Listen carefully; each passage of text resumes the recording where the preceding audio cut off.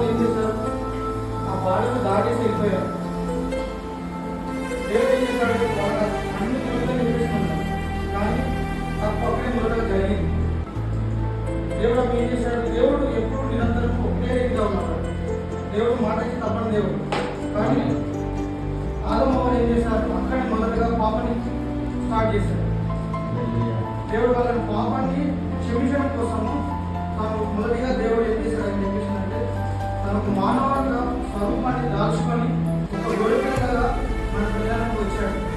మన పాపముల నిమిత్తము, మన దోషముల నిమిత్తము ఆయన సిలువ వేయబడ్డాడు. ఇక్కడ ఏమవుతుందని చెప్పేసిందంటే, స్వరూపమైనను సొగసైనను లేదు. మన పాపముల నిమిత్తం దేవుడు సిలువ వేయబడ్డాడు, పుట్టబడ్డాడు.